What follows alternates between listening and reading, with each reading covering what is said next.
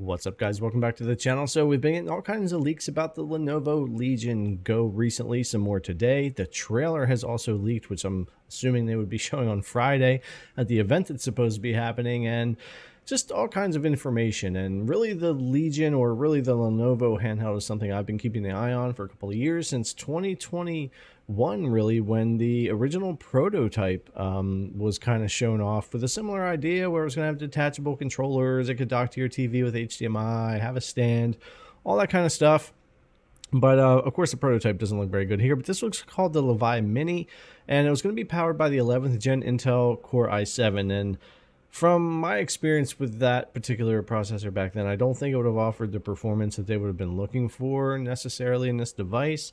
And it was good that Lenovo held off, I think, in redesigning and waiting for the technology to catch up, offer better performance. And what they have now that's supposed to be coming out is looking much better. Definitely has my interest. Now, the trailer that has leaked out is definitely reminiscent of something you would see from like Nintendo with the Switch trailer. I mean, it kind of looks like a Switch trailer, but it's a good trailer, and that's not a bad thing. And I like the difference when it comes to the design. We've had these pictures leaked out for a little while here. This was over on Windows Report, and it showed the design for the Legion Go, which, according to the leaked trailer that you'll see here too, on and off throughout the video, apparently is pretty accurate. Now, one thing I do like I mentioned before, kind of like the Switch, is I do like these detachable controllers. They look pretty chunky though. This is a fairly big device. For me, with my hands, that's a good thing. I like the bigger devices and bigger controllers, but I know some people don't. We'll have to see how this actually feels in hand, but I do like the idea of these detachable controllers.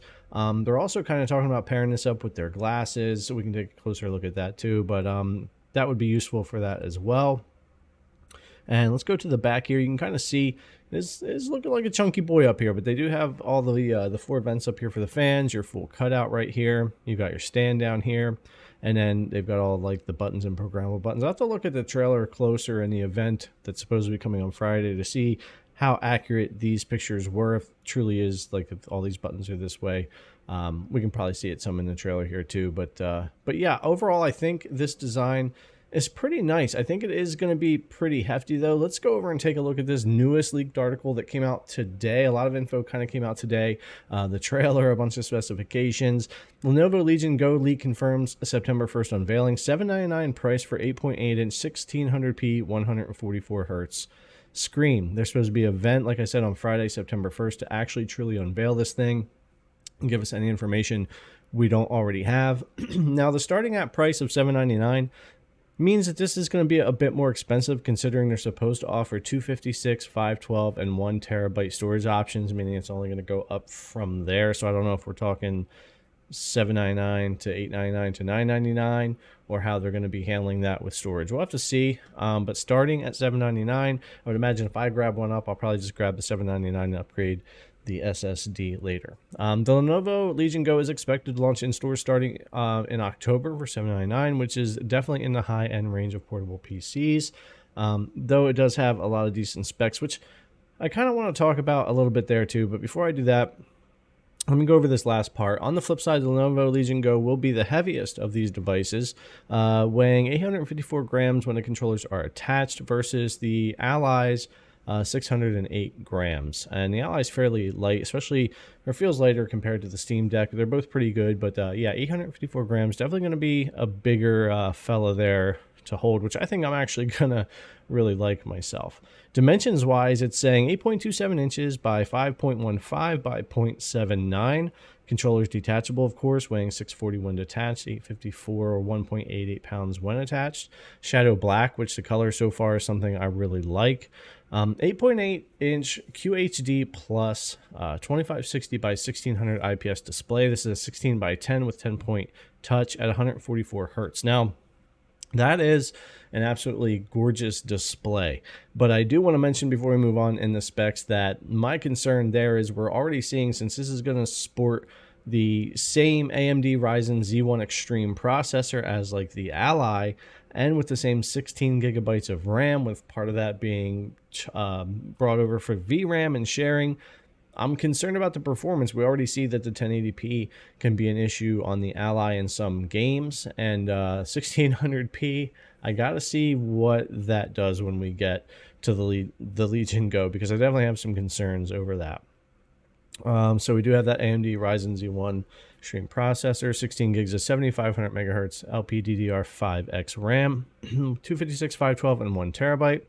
Windows 11, of course, a 2-cell 49.2 watt hour rapid charge battery. The rapid charge battery is going to be good because depending on what games you're playing, if you're really pushing this thing to its max, or you're trying to play a really good AAA game, you're going to run through that battery pretty fast, just like we do really on the Ally if we're going like 25 watts handheld.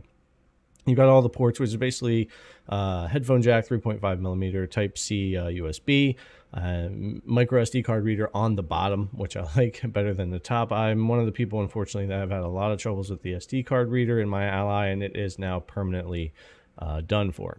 Now, gamepad controllers, they do mention here Hall effect joysticks, which will be interesting there to check out. HD haptics and all that kind of stuff on the detachable controllers. 2-watt dual array near field microphone there, and we have 2x2 Wi-Fi 6E and Bluetooth 5.2.